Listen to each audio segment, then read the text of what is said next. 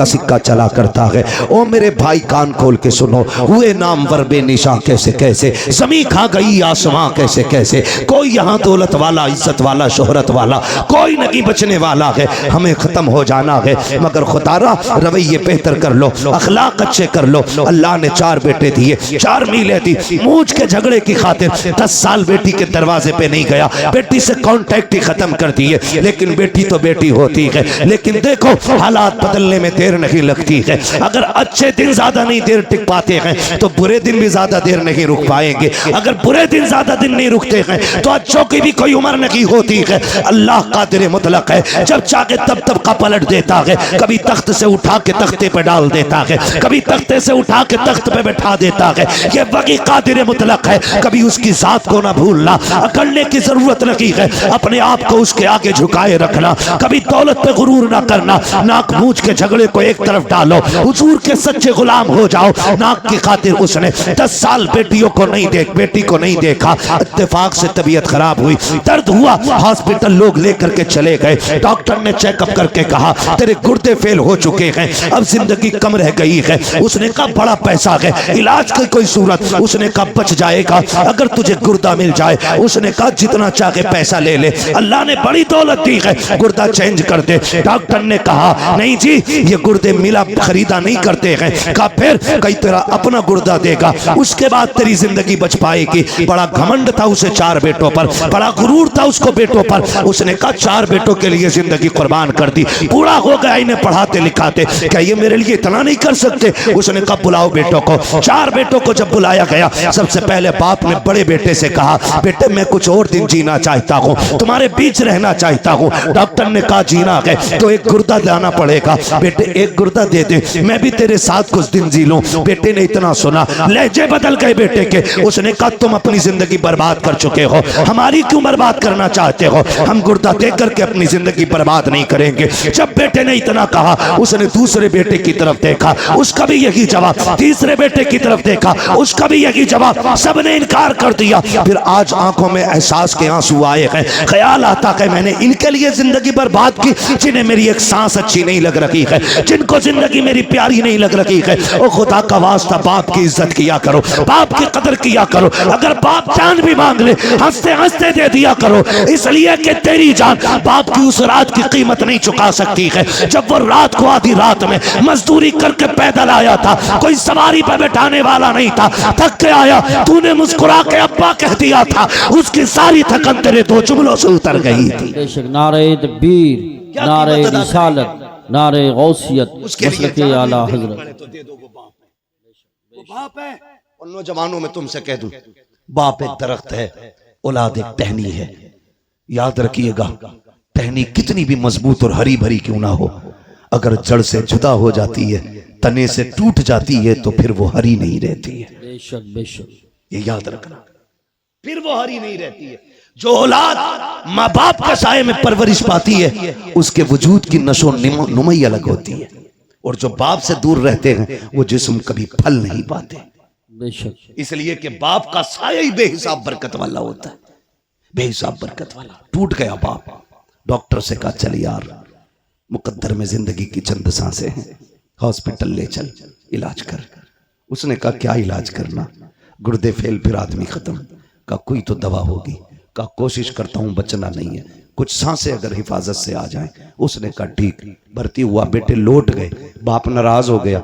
जब यह हादसा हॉस्पिटल में हुआ ना, तो बात खानदान तक पहुंची, चलते चलते रिश्तेदारियों में पहुंची, फिर ये बात चलते चलते उस बेटी के दरवाजे तक पहुंच गई जिसके दरवाजे पे 10 साल से बाप नहीं गया था। उसके दरवाजे पे पहुंची जिसके दरवाजे पे 10 साल से बाप नहीं गया। उसे पता चला बाप के गुर्दे फेल हो चुके हैं। डॉक्टर ने गुर्दा मांगा है, भाइयों ने देने से इनकार कर दिया है, कोई अपना ही देगा तब जिंदगी बचेगी। 6 माह के बच्चे को सीने से लगाया, 100 किलो 150 किलोमीटर का सफर करके बेटी हॉस्पिटल आ गई। बाप से नाराजी है, डॉक्टर से आके कहती फला नाम का मरीज किस वार्ड में है?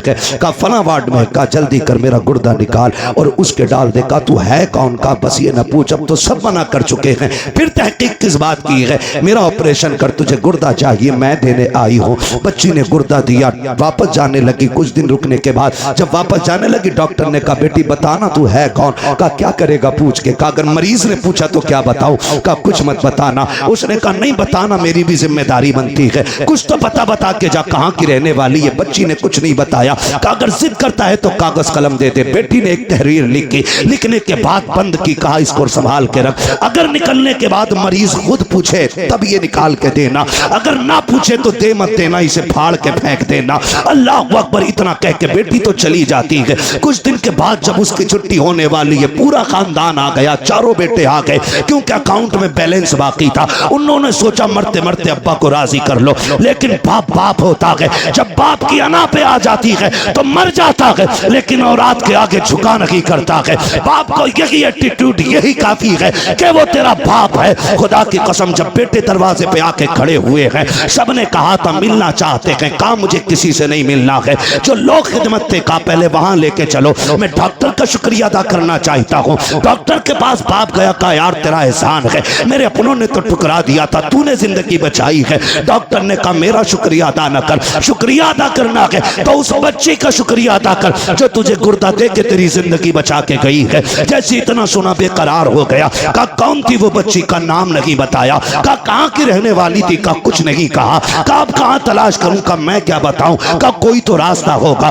उसने कहा याद आया, जाते जाते एक तहरीर दे करके गई थी। उसने अपने केबिन में जाकर के डेस्क से वो कागज निकाला, ला के दे दिया। का जाते जाते उसने ये दिया था। जैसी उसने उसको खोल करके पढ़ा है, अभी पहली लाइन पढ़ी है, चीख निकल जाती है, जमीन पर बैठ जाता है। डॉक्टर ने कहा यार बता तो सही, इस तहरीर में ऐसा क्या लिखा है कि तू खुद को ना संभाल सका। उसने कहा डॉक्टर मैं वो कमनसीब बाप हूँ जो 10 साल से अपनी बेटी के दरवाजे नहीं गया था। ये जो खत है मेरी उसी बेटी का खत है। कहा इसमें लिखा क्या है। बच्ची का खत पढ़ के तो सुना। उसमें लिखा था अब्बा जी तेरी बेबस और मजबूर बेटी का सलाम, तेरी बारगाह में कबूल हो। अब्बा मैं वो कमनसीब बेटी हूँ, 10 साल से तू जिसके दरवाजे पे नहीं आया। अब्बा मुझे ये नहीं पता मेरी खता क्या है, मेरा कसूर क्या है, मैंने तेरा बिगाड़ा क्या था। अब्बा जी तुझे क्या बताऊं, 10 सालों में जितनी ईदें आई हैं, दुनिया चांद देखने के लिए छत पे चढ़ती है, लेकिन मैं अपना चांद देखने के लिए दरवाजे पे आती हूँ। अब्बा जब चांद नजर आता है लोग मुबारकबादियां देते हैं, मेरे बच्चे भी आके कहते माँ सबने तो कपड़े पहन लिए हैं, तुम कब पहनोगी। तो मैं कह देती हूँ ए बेटे जब तुम्हारा चांद दिख गया तुम्हारी ईद हो गई है, अभी मेरा चांद नजर नहीं आया है। जब मेरा चांद नजर आएगा तब मेरी ईद होगी। अपने बच्चों से ये कह दिया करती हूँ अब्बा 10 साल हो गए तू पलट करके नहीं आया। ए मेरे बाप तूने 4 मीलें बेटों के नाम कर दी, जायदाद में मुझे फूटी कोड़ी नहीं थी। अब्बा मैं तुझसे नाराज नहीं हूँ, मुझे तेरी नाराजगी की वजह तो नहीं मालूम है, लेकिन मेरे बाप मैं तुझे गुर्दा देने आ गई हूँ, नाराज ना होना।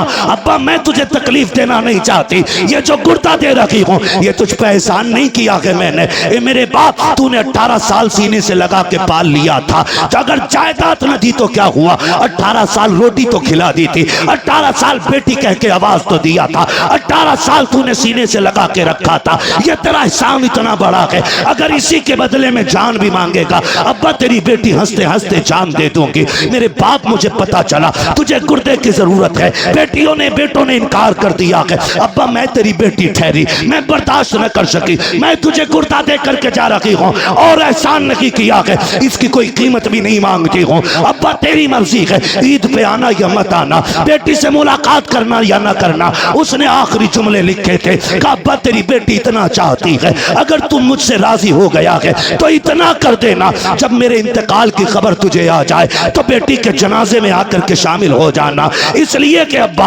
अगर तू जनाजे में नहीं होगा दुनिया कहेगी ये बदनसीब बेटी का जनाजा है। मेरी ख्वाहिश तो ये है कि मेरे जनाजे में सबसे पहले लगने वाला कांधा मेरे बाप का हो, ताकि दुनिया कहे ये बदनसीब का नहीं बल्कि खुशनसीब बेटी का जनाजा जा रहा है। अल्लाह अकबर। ये बेटी होती है, कभी कभी बेटे वो नहीं कर पाते जो बेटियां कर जाती है। इन्हीं बेटियों को बचाने के लिए मेरा नबी आया, इन्हीं बेटियों को जिंदगी मेरे नबी ने दी है, इन बेटियों पे एहसान है मेरे नबी का। और मैं कहता हूं मेरी बहन मेरी बेटी कभी तेरे सर से दुपट्टा उतरने लगे ना तो महबूब की गार के रोने वाली हालतों को याद कर लेना। कुछ भी याद न कर सके तो वो याद कर लेना, तू तो पैदा होते ही मार दी जाती। ये जो घर में तेरी खिलखिलाहट और तेरी मुस्कुराहट है, खुदा की कसम ये मेरे नबी के सदक़े में बची हुई है, मेरे हुजूर के सदक़े से बची हुई है। हुजूर ने कितनी इज्जत दे दी। तुझे बाप मार देता था, माथे पे पसीना तक नहीं आता था। जिस दिन से मेरे नबी ने कहा मेरी बेटी मेरे जिगर का टुकड़ा है, जाओ 80 साल का बुढ़ा भी रक्षा चला रहा है, उससे पूछना अब्बा ये उम्र लक्ष्य की तो नहीं है। वो कहेगा अल्लाह ने एक बेटी और दी है, घर में रह गई है, बस एक तमन्ना है उसके हाथ पीले कर दूं। खुदा की कसम आज 80 साल का बेटा मुस्कुरा के लोगों का बोझ खींच रहा है, उससे पूछ क्यों खींच रहा है? वो कहेगा मेरे नबी ने कहा है जिसने बेटी को इज्जत से रुखसत कर दिया उसकी जन्नत की जमानत मदीने वाला दे के जा रहा है। अल्लाह अकबर। ये इज्जत है मेरे महबूब के सदक़े में। लोगों हमें होश से काम लेने की जरूरत है। जिस नबी के सदक़े में हमें माँ मिली है, बेटी मिली है, बहन मिली है, बाप मिला है, रिश्तों की इज्जत मिली है, कदर मिली है, अपनों की पहचान मिली है, हमारे उस नबी को हमारे होते हुए कोई कुत्ता भौंक दे, हो ही नहीं सकता, हो ही नहीं सकता है। हम तो कहते हैं हुकूमत वक्त को भी दो टोक फैसला करना चाहिए। जी जी जी, दो टोक फैसला करे हुकूमत वक्त, या तो ये कहे हम इसको कैद नहीं करेंगे या सजा नहीं देंगे, और अगर मुल्क में संविधान है, अदलिया नाम की कोई चीज है, तो सबसे पहले इस कुत्ते को उठा के फांसी के फंदे पे चढ़ाओ। बेशक बेशक। इसलिए कि मैं नहीं, पूरी दुनिया, और दुनिया का सबसे बड़ा पेज गूगल, जाके सर्च करो सबसे अच्छा इंसान कौन है, सबसे ऊपर लिखा जाता है, गूगल पे सर्च करोगे लिख के आता दुनिया के सबसे अच्छे इंसान को मोहम्मदुर रसूलुल्लाह कहा जाता है। सुभान अल्लाह, माशाअल्लाह। बस मजबूर न करें किसी को रोड पे निकलने के लिए, मजबूर न करें किसी को रोड पे उतर करके गुस्सा दिखाने के लिए। वक्त भी हुजूर का नाम लेना तो फिर हुजूर के सना खानों में नाम आ जाएगा। और यहाँ तो शुक्र है रब का, आधा मिसरा मिंबर पे पढ़ा जाता है और आधा मिसरा नीचे से पढ़ा जाता है ना, तो फिर नौकरी बराबर की हो जाया करती है, बराबर की हो जाया करती है। और याद रखिएगा फतवा जाहिर पे लगता है लेकिन हिसाब बातिन के एतबार से होना है, ये ख्याल रखिएगा। आप नीयत अच्छी लेके बैठे, वो कहा था ना नीयत साबुत मंजिल आसान, एक कहावत है हम लोगों में जो हमारी अवाम में बात कही जाती है, नीयत साबुत मंजिल आसान। नीयत अच्छी रखिए इंशाअल्लाह फिर मंजिल आसान होनी है। अल्लाह सलामत रखे। मैं मिसाल के तौर पे आपको समझा दूं, जरूरी नहीं है कि 2-4 कलाम पढ़ने वाला ही सना खान हो, 1 घंटा माइक पे बोलने वाला ही हुजूर का मद्दा हो, नहीं नहीं। हकीकत यह है कि 1000 बार बशोयम देन से मुझको गुलाब हुनूज नामे तू गुफ्तन कमाले बेहद। बेशक। आपको बताऊं, तारीख में आपने सुना होगा, कुरान की तफसीर में भी पढ़ा और सुना होगा कि अल्लाह के जलील क़द्र एक पैगम्बर हजरत यूसुफ अलैहिस्सलाम, सुना है ना नाम हजरत यूसुफ। और हमारे बुड्ढे बुड्ढों को यूसुफ जुलेखा की कहानी बड़ी याद रहती, वो है ना हजारों मर चुके और सैकड़ों तैयार बैठे। यूसुफ जुलेखा की कहानी अक्सर लोग जानते हैं। हजरत यूसुफ अलैहिस्सलाम, मैं समझाने के लिए ये बात कह रहा हूँ, जब हजरत यूसुफ की बोली लगी मिस्र के बाजार में, तो हुस्न इतना अजीम था कि हर कोई खरीदार बनना चाहता था, सबकी तमन्ना थी ये मुझे मिल जाए, मुझे मिल जाए। ऐलान हुआ यूसुफ उसे मिलेंगे जो सारी कमाई लेके आएगा, जो कुल कमाई लेके आएगा उसे यूसुफ मिलेंगे। तो बड़े बड़े अमीरों की लाइन तो लगी थी, साथ में अजीज़े मिस्र भी है, और उसने अपनी तिजोरी के दरवाजे खोल दिए। एक पल्ले पे हुस्न यूसुफ है, दूसरे पल्ले पे अजीज़े मिस्र की दौलत है, लेकिन अजीज़े मिस्र की कुल कायनात भी हुस्न यूसुफ की खैरात ना बन सकी। इतना हसीन रब ने हजरत यूसुफ को बनाया। बताना ये चाहता हूं, जब अरबपति करोड़पति लोग हुस्न यूसुफ के खरीदार बन के खड़े थे ना, तो कुछ तमाशाइयों के बीच से एक शोर उठा, हटो बच्चों मुझे भी जाने दो, हटो बच्चों मुझे भी जाने दो। जब मुड़ के बच्चों ने, नौजवानों ने पीछे देखा ना, तो एक बूढ़ी औरत थी और उसके हाथ में रुई का धागा था। किसी ने कहा तू किधर जा रही है? कहा यूसुफ को खरीदना है। उसने कहा तू खरीदेगी? कहा हाँ। कहा क्या लेके आई है? का ऐलान नहीं सुना, जो कुल खजाना लेके आएगा अपना वो ही खरीदेगा। का पूरी 5 सेर रुई का धागा है, यही मेरी सारी कमाई थी, ये लेके आ गई हूं। तो किसी ने कहा वापस चली जा, औकात क्या के 5 सेर रुई की और इसके काते हुए धागे की। देख यूसुफ की खरीदारी में बड़े बड़े अमीर लग गए हैं, अजीज़े मिस्र का कुल खजाना चढ़ गया है, तू धागे लेके आई है, वो हीरे जवाहिरात तुल रखे हैं। उसने कहा था जाने तो दो, कहा क्यों, कहा खरीदारों में खड़ा तो हो जाने दो, कहा क्यों, ताकि कयामत में अल्लाह जब यूसुफ के खरीदारों को पुकारेगा तो कम से कम खरीदने वालों में मुझ गरीब का भी नाम आ जाएगा। वाह वाह वाह। तो हम तो ये चाहते हैं ताकि कयामत में जब मुस्तफा के हस्सान को आवाज दी जाए तो हस्सान आगे बढ़े, उनके पीछे इमाम अहमद रजा खान आगे बढ़े और उनके पीछे हम सारे गुनाहगार आगे बढ़ जाए। सुभान अल्लाह। तो इसलिए आपसे कहा जाता है आप भी हिस्सा कर लिया करें। इसी को कहते हैं उंगली कटा के शहीदों में नाम लिखाना। वो तो निहायत सस्ता सौदा बेच रहे हैं जन्नत का, हम मुफलिस क्या मोल चुकाएं अपना हाथ ही खाली। हम मुफलिस क्या मोल चुकाएं अपना हाथ ही खाली है। आज की ये महफिल सजाई और शुक्र रब का, किसी की टोपी से ऐसा नहीं लग रहा है कि यहां पे कोई फिरका बना के बैठा है या कोई अलग जमात लेके बैठा है। अल्लाह आपको सलामत रखे। ये खुशबू पूरे मुल्क में होनी चाहिए कि एक ही सफ में खड़े हो गए महमूद व अयाज, ना कोई बंदा रहा ना कोई बंदा नवाज। आज की अजीम महफिल हुजूर की विलादत की, हुजूर की विलादत से मंसूब करके सजाई गई है। हुजूर आए, कायनात में बहार आई। सुभान अल्लाह। मेरे इमाम इश्क मोहब्बत कौन, जिनके बारे में आज दुनिया कहती है डाल दी कल्ब में अजमत मुस्तफ़ा। सुभान अल्लाह। सैयदी आला हजरत पे लाखों सलाम पढ़ें, सैयदी आला हजरत पे लाखों सलाम। लाखों सलाम। सारे ही आला हजरत वाले ना, अल्हम्दुलिल्लाह, है ना। अगर हो किसी को एतराज तो खड़ा हो जाए भाई, आज उसी से बात कर ली जाए, है ना। सारे ही आला हजरत वाले। डाल दी कल्ब में अजमत मुस्तफ़ा, सैयदी आला हजरत पे लाखों सलाम। मैंने तो सुना था जवानों की जवानी बड़ी ताकतवर होती है, लेकिन आपको लग के मुझे लोगों के बुढ़ापे अच्छे लग रहे हैं, है ना। इस पूरी बेल्ट में जवान बैठे हैं और आवाज सबसे हल्की है आपकी। मैं आपको बता दूं ये हुजूर की महफिल है। कई बार ऐसा भी होता सुभान अल्लाह कहने में लोग शर्म महसूस करते, कुछ ये सोचते हैं ये तो छोटे लोगों का काम है, हम तो बड़े लोग हैं जी, हम सुभान अल्लाह क्यों कहें। एक बात याद रखिए, ये हुजूर की महफिल है, यहाँ जितने बड़े होके बैठोगे उतने छोटे होके जाओगे, बेशक। और यहाँ जितने छोटे होके बैठोगे अल्लाह उतना ही बड़ा बना के आपको वापस करेगा। सुभान अल्लाह। हुजूर की महफिल है। लोग कहते हैं क्या मिलता है जलसों से, मैं कहता हूँ तेरी नीयत अच्छी नहीं, हम जलसे में गए वैसे ही आ गए, कोई फर्क नहीं पड़ा। मैंने लोग मदीने से खाली लौट आते, तू जलसे से खाली लौट गया तो कौन सी बड़ी बात है।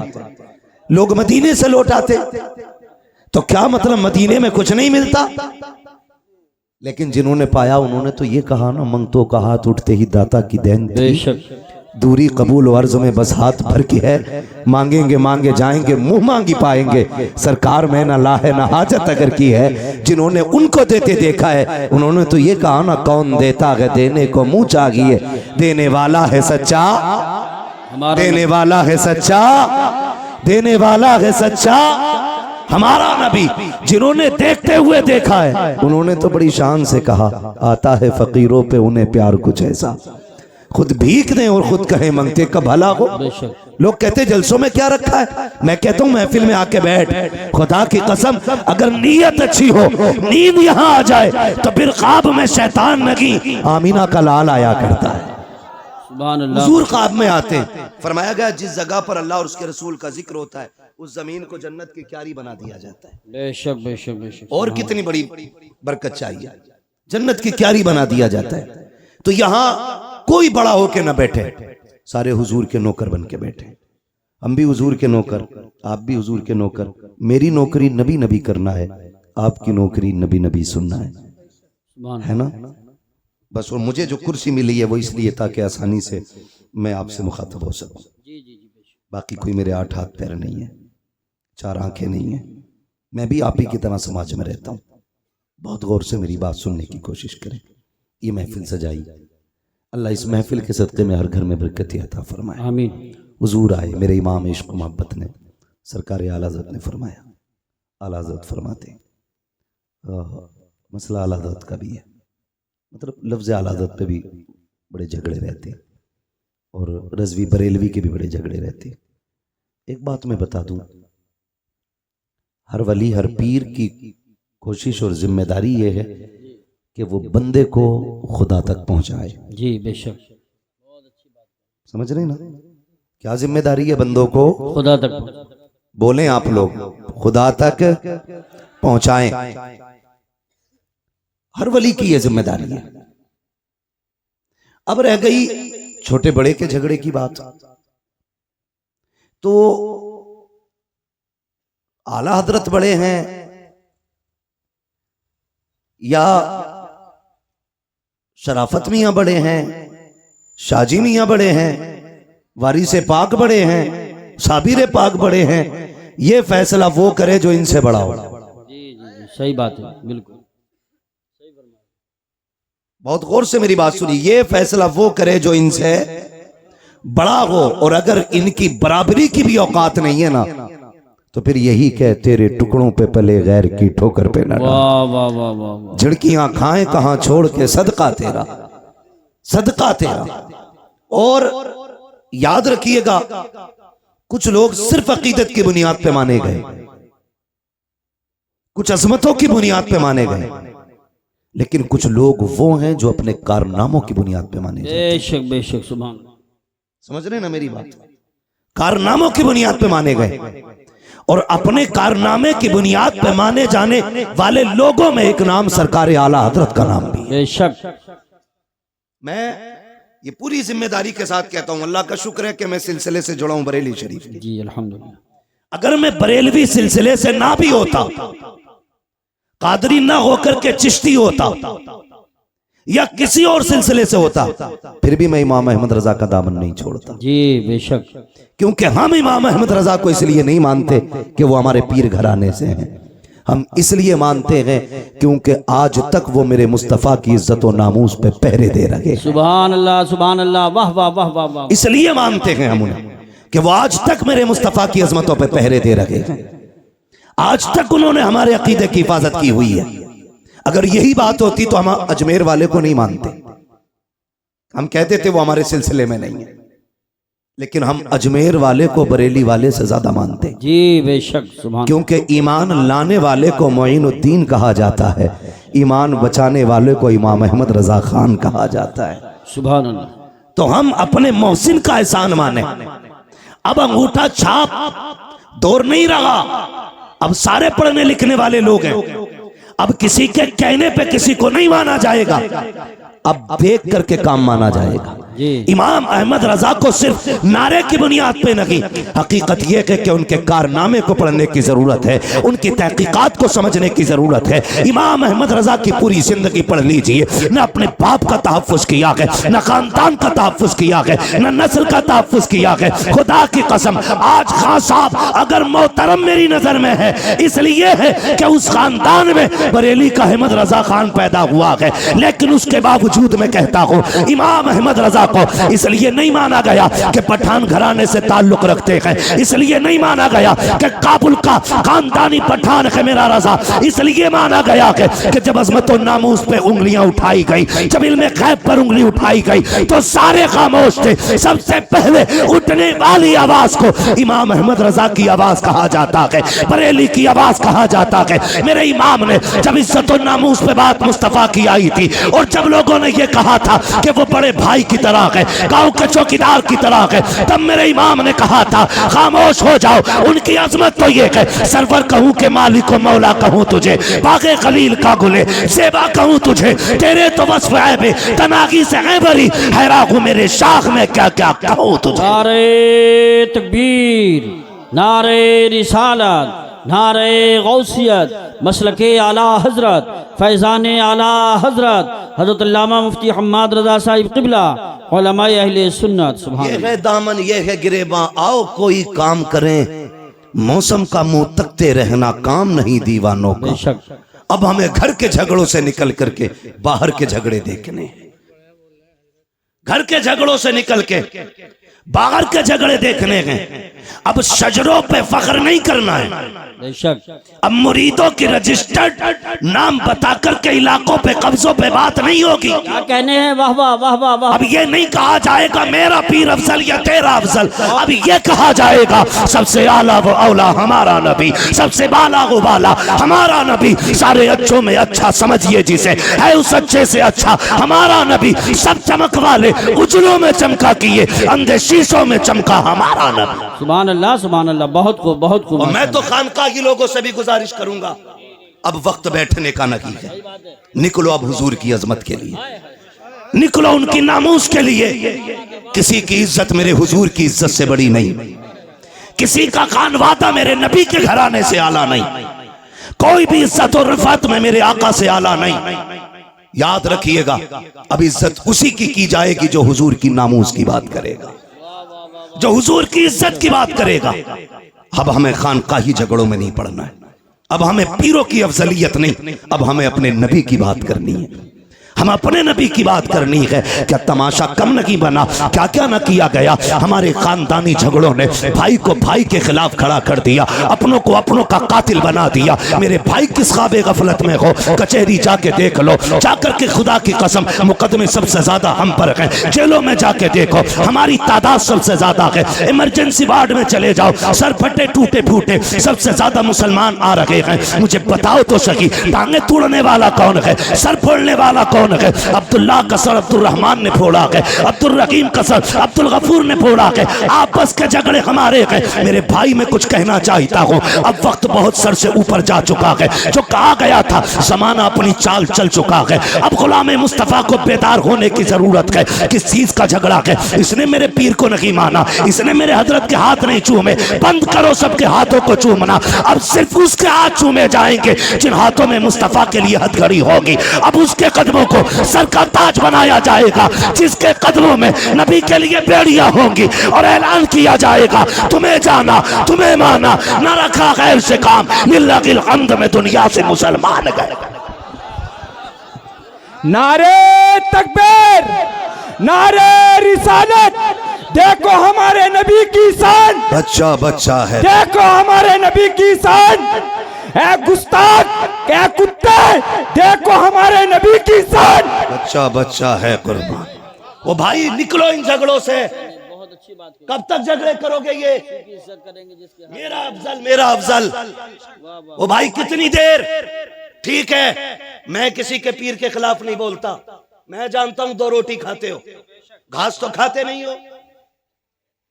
जो जाकर के किसी ऊंट को पीर बना लोगे, किसी बकरे को पीर बना लोगे, 2 रोटी खाते हो, सोच समझ के फैसला किया होगा। और अगर डूब भी गए हो कहीं जाकर के तो आप जिम्मेदार होगे। उलमा का काम बताना है, हाथ पकड़ के मनाना नहीं।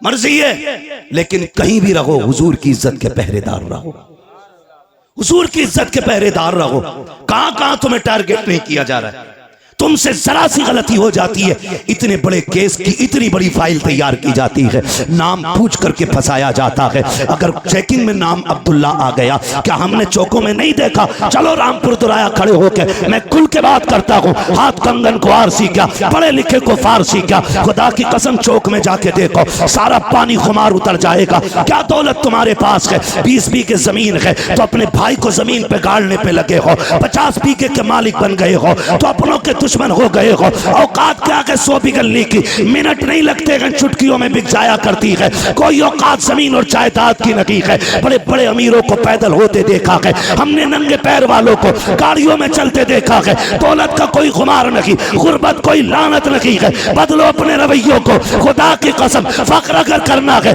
तो फिर इसके रसूल पे फख्र करो, गुलामी मुस्तफा पे फख्र करो। दौलत की औकात क्या है? कितने पैसे वाले मदीने न जा सके, कितने गरीब मुस्तफा हर साल बुलाते हैं। किसी को कोई लेके चला जाता है, किसी को कोई लेके चला जाता है। अगर दौलत असल होती तो खुदा की कसम कभी गरीब मदीने न जाता, और अगर दौलत असल होती तो कोई कमजोर हुजूर के चौखट तक न जाता। लेकिन हमने तो ये देखा है, महबूब की महफिल को महबूब सजाते हैं, आते हैं वही जिनको सरकार बुलाते हैं। सुभान अल्लाह माशाअल्लाह। निकलो इन झगड़ों से, हर गांव की ये कहानी है, हर गांव की ये कहानी है। बताओ ये, मगर ये याद रखना, हम किसी जाली पीर को किसी कीमत पे बर्दाश्त नहीं करेंगे, इसलिए कि पीर का काम खुदा से मिलाना है। और अगर वो ईमान पे डाका डालेगा तो फिर लकुम दीनुकुम वलिय दीन, फिर कोई मुरव्वत नहीं, फिर लात मार देंगे। हम आपको एक बार बताएंगे, इसके चंगल से बच जाओ, वरना दुनिया भी बर्बाद आखिरत भी। फिर काम आपको करना। मेरे भाई निकलो और हुजूर की इज्जत की बात करो, हुजूर की नामूस की बात करो। कुत्ता भौंक के कहता है, मैं तो उसे खिंजीर कहते हुए भी खिंजीर की तौहीन समझता हूं, जिसने 2 रातें पहले मेरे हुजूर के खिलाफ भौंका। मैं वो जुमले नहीं दोहराना चाहता, लेकिन उसको औकात दिखाना चाहता हूं। आज जो तेरा नापाक वजूद जमीन पे है, उसी मोहम्मद अरबी का सदका है। बेशक, वरना अगर हुजूर ने औरतों को इज्जत ना बख्शी होती तो तेरी माँ किसी घर में सुकून से नहीं होती, या तो बाजार में बिक गई होती, या पैदा होते ही कत्ल कर दी गई होती। बकवास करते हुए शर्म नहीं आती? ओ भाई, अपने हुजूर के किरदार को जमाने तक काम करो। डॉक्टर इकबाल का वो शेर, यूं तो सैयद भी हो, मिर्जा भी हो, अफगान भी हो, तुम सभी कुछ हो, बताओ कि मुसलमान भी हो। जी बेशक है, पठान कुर्सी पे बैठा तो किसी अंसारी को जगह नहीं, तुरक बैठा तो कोई फकीर बर्ग बगल में नहीं बैठ सकता। ये अफजलियत है, ये शानो शौकत है।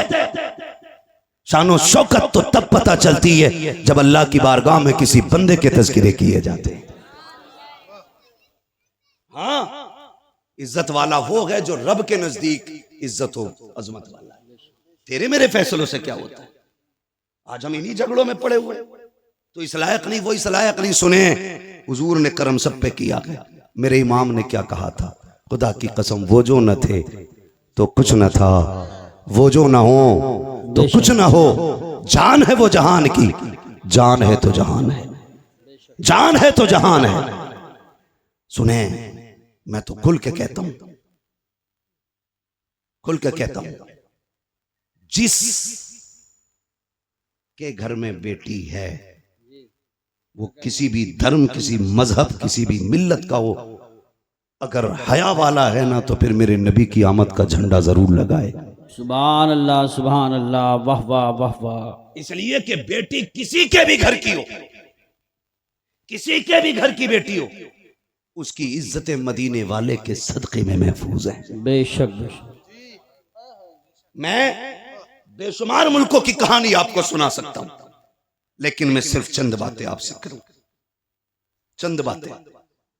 इसी मुल्क की सच्चाई यह थी कि अगर शोहर मर जाता था ना, तो बीवी को जिंदा चिता पे जला दिया जाता था, है ना, जिसे सती बोलते थे ना, सती करना, जिंदा जला दिया जाता था। अगर जिंदा ना जलाया जाता तो एक कमरे में 40 दिन के लिए बंद किया जाता। या तो वो घुट के मर जाती, और अगर बच जाती जिंदा तो उसका मुंह काला किया जाता, और उसको गधे पे बैठा के पैर में, गले में जूतियों का हार डाल के घुमाया जाता, और ये कहा जाता ये वो मनहूस औरत है जिसकी वजह से इसका शोहर मर गया। हुजूर आए, सुभान अल्लाह, हुजूर आए, सुभान अल्लाह। 40 साल की बेवा खदीजा से निकाह किया और जमाने को बता दिया, औरत पैर की जूती नहीं होती, क्या कहने हैं, औरत घर की शान होती है। बेशक। जो जिंदा जलाया करते थे उन्हें ये बताया बेवाएं मारने के लिए नहीं, बेवाएं जिंदा रखने के लिए हुआ करती। सुभान अल्लाह, सुभान अल्लाह, वाह वाह वाह वाह। बहुत गैरत क्यों नहीं आती, गैरत क्यों नहीं आती? वो भाई हुजूर आए, बेटियां मुस्कुराई। छोटी बड़ी दौलत है, छोटी इतनी बड़ी दौलत बेटी की है, खुदा की कसम इस जैसा हमदर्द नजर ही नहीं आता। सही बात, यही बात है, इस जैसा हमदर्द नजर ही नहीं आता। हम लोग सफर में रहते हैं, आकिल भाई हैं, यूसुफ भाई हैं, ये उलमा है जो परदेश रहते हैं, अल्लाह ने बेटियों से नवाजा है। खुदा की कसम अगर 4 दिन लेट हो जाते हैं बेटियां फोन करने लगती हैं, अब्बा बताओ ना कब आओगे, दिल नहीं लग रहा है, तुम आओगे तब अच्छा लगेगा। इस दौलत से तो हम महरूम ही रह जाते अगर मेरे नबी नहीं आते। आका करीम आए, आने के बाद एक ऐलान किया था, लोगों मेरी फातिमा मेरे जिगर का टुकड़ा है। हुजूर ने अपनी फातिमा को एक बार कहा, पूरी कायनात बेटियों को जिगर का टुकड़ा समझने लग गई है। आका करीम ने ऐलान फरमाया था, रब ने जिसको 3 बेटियां अता की उसने पाल पोस के बड़ा कर दिया, इज्जत से रुखसत कर दिया। आका फरमाते उसको जन्नत की जमानत मैं दे रहा हूँ। 2 बेटियों वाला खड़ा हुआ, उसने कहा था महबूब जिस पे 3 हो वो तो जन्नती है, क्या 2 वाला महरूम रह जाएगा? फिर मेरा नबी मेरे करीम से कर कतरा किसी ने मांगा, दरिया बहा दिए गए, तुरे में बहा दिए गए। आला हजरत ने कसम खुदा की कलम तोड़ दिया। मेरे नबी से पूछा आका 3 वाला जन्नती है, 2 वाला महरूम रखेगा? तब मेरे नबी ने कहा था नहीं, जिसकी 3 बेटियां वो भी जन्नती है, जिसको रब ने 2 बेटियां दी, पाल पोस के बड़ा कर दिया, इज्जत से रुखसत कर गया, वो भी जन्नती है। फिर एक वाला खड़ा हुआ, उसने कहा या रसूल अल्लाह 3 वाला भी जन्नती, 2 वाला भी जन्नती, मुझे तो 1 बेटी मिली है। आका क्या मैं? मेरे नबी फरमाते हैं तू भी जन्नती है। फिर जब 3 वाला, 2 वाला, 1 वाला, तीनों जन्नती हो गए, फिर वो खड़ा हुआ जिसकी गोद में बेटी ना थी। तब उसने कहा या रसूल अल्लाह मुझ पे तो बेटी कोई नहीं। मेरे नबी ने फरमाया अच्छा 3 वाला भी जन्नती है, 2 वाला भी जन्नती है, जिसके पास 1 बेटी है वो भी जन्नती। आगे आका कहते हैं जिस पे बेटी ना हो लेकिन बेटी की तमन्ना हो, इसी तमन्ना के साथ मर गया, मैं हाथ पकड़ के उसे जन्नत में दाखिल कर डालूं। नारे तकबीर, नारे रिसालत, नारे गौसियत, मसलके आला हजरत, फैज़ान आला हजरत, जश्न ईद मिलादुन नबी मुफ्ती हम्माद रजा साहिब क़िबला। सुभान अल्लाह, सुभान। तवज्जो है सारे लोगों की? इतनी बड़ी दौलत आका करीम जन्नत बांट रहे हैं, जन्नत हुजूर के सदके में मिल रही है। मैं खुल के कहता हूं जिसके घर में 1 भी बेटी है ना वो मेरे नबी के नाम का झंडा लगाए, बेशक मेरे नबी के नाम का झंडा लगाए। भाई मेरी तरफ पंखा ना कीजिएगा भाई, नुकसान देगा बाबू, पंखा उधर ही रहने दो। तवज्जो है ना? एसी वाला मसला मुकर्रिर का होता है, शायर का, ये जितना गर्म होता उतना ही बंदों को ठंडा करता चलता है ना? एसी ठंडी हो जाए तो फिर हवा ठंडी नहीं होती है। तवज्जो है सारे लोगों की? चलूं आगे जी इरशाद। बेटियां हुजूर के सदके में मिली, हुजूर के सदके में ये रिश्ते। आपसे एक बात कहूं खुदा के वास्ते, खास करके हमारा ये इलाका जितना भी आता है, रामपुर, मुरादाबाद, संभल, अमरोहा तक, उधर बरेली तक, हमने ना तबाही मचा रखी है। दिल के पपोले जल उठे सीने के दाग से, इस घर को आग लग गई घर के चिराग से। बाहर के झगड़े उतने नहीं थे जितने घर के हो गए।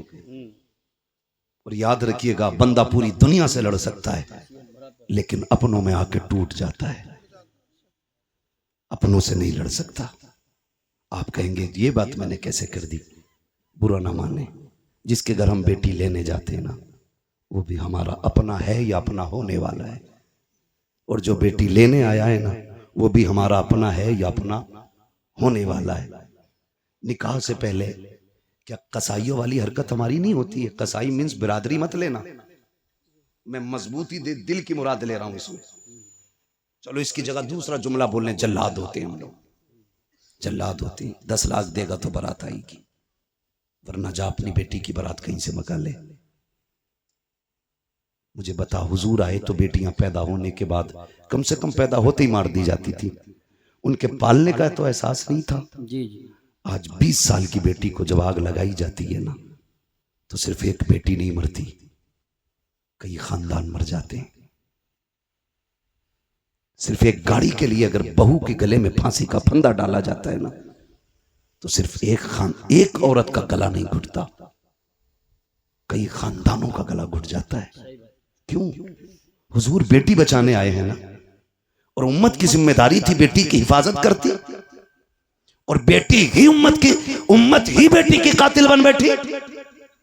आप कहें हमने तो किसी को नहीं मारा, चलो आपने अपना हाथ नहीं लगाया। अगर कोई गरीब गुर्बत की वजह से उसकी बेटी को कोई अपना नहीं रहा था और वो ट्रेन के आगे कूद के खुदकुशी कर लेता तो बताओ इसके कत्ल में किसका हाथ है? कहीं ना कहीं हम जिम्मेदार नहीं है। नौजवानों जरा दिल पे हाथ रख के मेरी बात सुनो, मैं जन्नत बांटने नहीं आया, अलबत्ता हुजूर की बात आप तक पहुंचाने आया हूं। मेरा काम ही सिर्फ इतना है कि आका का पैगाम आप तक पहुंचाऊं। और ये जो सारी बात हम करते हैं हुजूर की बातों को आसान करके आप लोगों तक पहुंचाते हैं ताकि आप आसानी से समझ जाएं। तवज्जो है सारे लोगों की? जी जी इरशाद। क्या ये हकीकत नहीं है? लोग आते नहीं है मस्जिदों में, इमामों से पूछो आके रात की तन्हाई में कहता तावीज दे दो। लोग आते रिश्ता करने के लिए लौट जाते हैं, पता नहीं क्या हो जाता। बेटी नेक भी है, खूबसूरत भी है, लेकिन इतना है मैं उसकी मांगी हुई गाड़ी नहीं दे सकता। अलबत्ता मेहमानों को इज्जत की 2 रोटी तो मैं भी खिला देता हूँ। खुदा की कसम कमी कहीं नहीं रखी जाती है। हमारे खानदानों के इख्तलाफात, हसद की आग इतनी लगी रहती है। जहाँ किसी की बेटी की रिश्ते की बात आई, करवट वाला पता लगाता कहाँ के लोग आए थे, कहा फला जगह के। क्या हुआ कि 5000 रुपए दे गए अपना के। तो इतनी फिक्र उसको नहीं होती है जिसके घर रिश्ता हो रहा है जितनी पड़ोसी को होने लगती है। कहता नंबर पता करो, नंबर निकालो। ढूंढ के नंबर निकाल के कहता यार तुम ही आए थे कल लड़की देखने? कहा हाँ आए तो थे। कहा तुम्हें कुछ और पता चला? कहा क्या? कहा बस रहने दो, अगर नहीं पता तो हम क्या बताएं। इतनी सी बस एक तीली दिखाने की जरूरत होती है। गरीब की बेटियों की हसरतें सीने में तब के रह जाया करती हैं। हद तो तब हो जाती है जब बारात आने में 8 दिन रह जाते हैं या बारात वाला दिन होता है,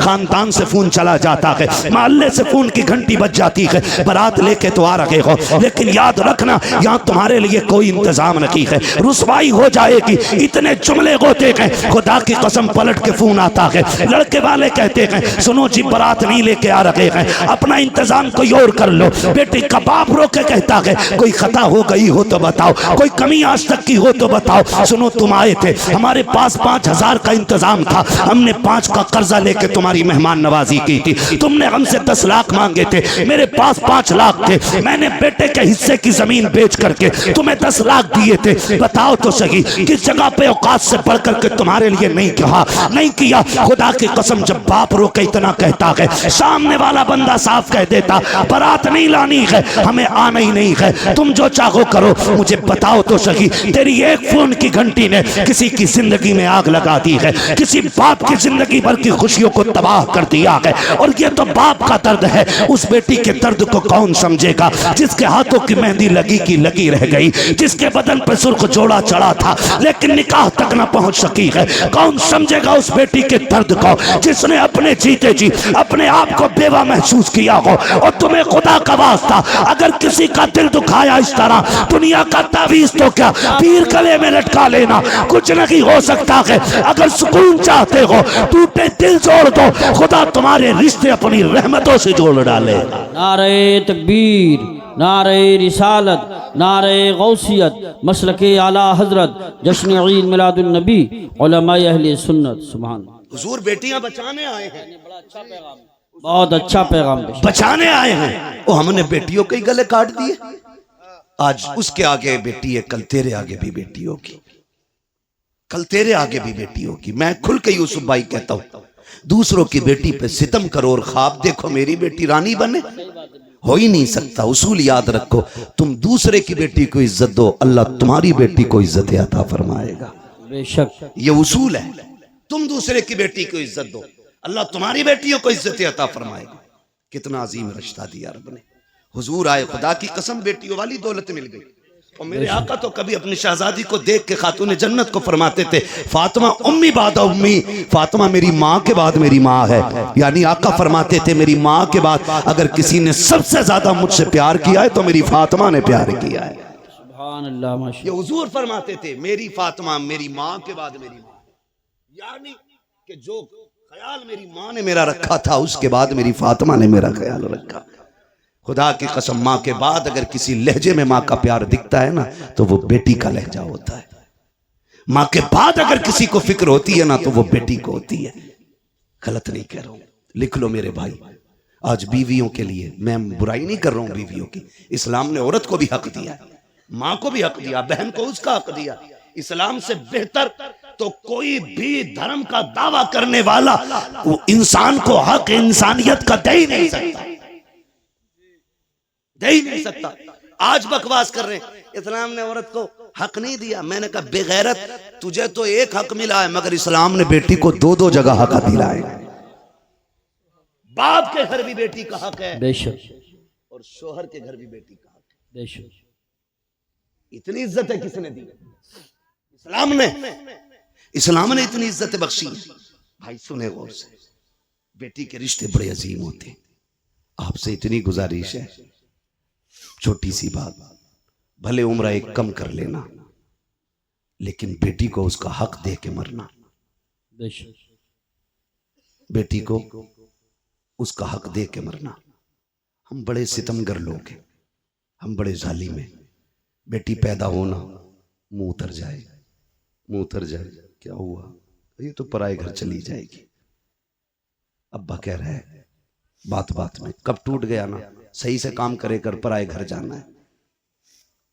बर्तन अगर मैला रह गया, मां कहती है सही से बर्तन धोया कर, पराए घर जाना है। कितनी बार उसे अजनबी होने का एहसास दिलाते हो यार, कितनी बार रुलाते हो उसे जिंदगी में। क्या वो ये नसीब लेके नहीं आ सकी कि उसे कोई अपना भी कह सके? बाप के घर उसे पराए घर वाला कहा जाता है। और जब 18 साल बाप की नौकरी करके ससुराल जाती है, वहां कोई कमी हो जाए तो कहती है पराए घर से आई है। क्या दिया तुमने यार, क्या दिया तुमने उसे? एक हवेली का हक न दे सके। हजरत दुआ करना 7वां उम्र है। बेटी को क्या दिया? का कुछ नहीं जी, आग लगे तेरे सफर में। बेटियों का हक खा के हज करने जा रहा है, अल्लाह मुंह पे मारेगा ऐसी इबादतें। वो कहेगा बंदे का हक अदा नहीं किया, मेरा हक अदा करने आया। लाजिम है आप पे, आप बेटी का हक दे के जाओ। वरना इतना जरूर कर लेना, कम से कम 16 कमरों वाली हवेली में एक छोटा सा कमरा बेटी के नाम कर जाना। सोच रहे हैं ना मैं क्या कह रहा हूं? 20 कमरे की हवेली में एक छोटा सा कमरा बेटी को दे जाना, ताकि कल तेरे इंतकाल के बाद अगर वो आए तो अपना हक समझ के हवेली में पैर रख सके। भाई और भाभी की इजाजत की मोहताज ना हो। खुदा की कसम, बेटियां तब नहीं टूटी जब बाप का आंगन छोड़ के प्रदेश गई हैं। बेटियां तब टूट जाती हैं जब उन्हें मैके आने के ताने मिला करते। कहां के इंसान है हम? कितनी इंसानियत हमारे बीच में? मुझे बताएं, अपनी बहन रोते हुए दरवाजे से जाए तो फिर तुझे इंसान कहलाने का हक किसने दिया? एक कमरा बेटी को दे के जाना। वरना कई बहनें रो के कहती हैं 7 साल हो गए भाई बुलाने नहीं आया। अब्बा थे तो मैं हर 8 दिन में, महीने में चली जाती थी। जब से बाप का जनाजा उठा है मैं तो मैं कहीं भूल गई। क्यों? क्योंकि हमें दौलत प्यारी हो गई, रिश्ते प्यारे नहीं रहे। खुदा का वास्ता यार, बहनों के साथ ये सितम न किया कर। क्या बिगाड़ा बहनों ने हमारा?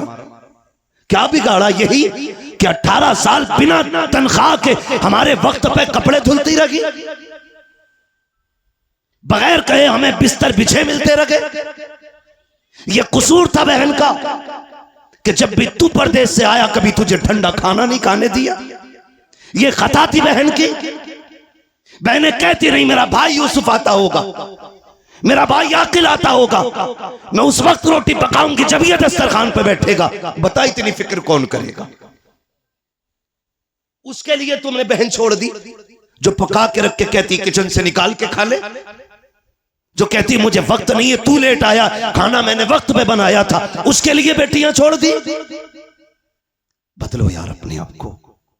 खुदा की कसम, बहुत बड़ी नेमत हुजूर के सदके में बहन की शक्ल में मिली है, बहुत बड़ी दौलत बेटी की शक्ल में मिली है। और मैं तो खुल के कहता हूं, जिसने आजमाया ना हो आजमा लेना। जाओ तुम्हारी मर्जी करे, 8 दिन के लिए दिल्ली, मुंबई या दुनिया के किसी कोने में घूमने के लिए चले जाओ। फिर जब पलट के आना, जानबूझ के ताखीर से घर पे आना, 1 बजे 2 बजे रात को आना। बेटी अगर समझदार हो चुकी है, आके दरवाजे पे खड़े होकर कुंडी खटखटाना। मैं अल्लाह की इज्जत की कसम खा के कह सकता हूँ, सबसे पहले दरवाजे पे दौड़ के आने वाली जात जो होगी वो तेरी बेटी की जात होगी। सबसे पहले आवाज देने वाली जो जात होगी वो तेरी बेटी की आवाज होगी। और अगली बात सुन लो, रात के 1 बजे आना, कहना बेटी भूख लगी है। खुदा की कसम, कितनी भी तुझे भूख लगी हो, कहना जल्दी कर ठंडी रोटी लेके आ। वो कहेगी अब्बा भी थक के खा के आया है, परदेश से आया है, क्या घर आके भी ठंडी रोटी खाएगा? वो तेरी बेटी तुझे ठंडी रोटी नहीं खिलाती है क्योंकि तू उसका बाप है। तो तुम्हारे दिलों पे कैसे पत्थर लग जाते हैं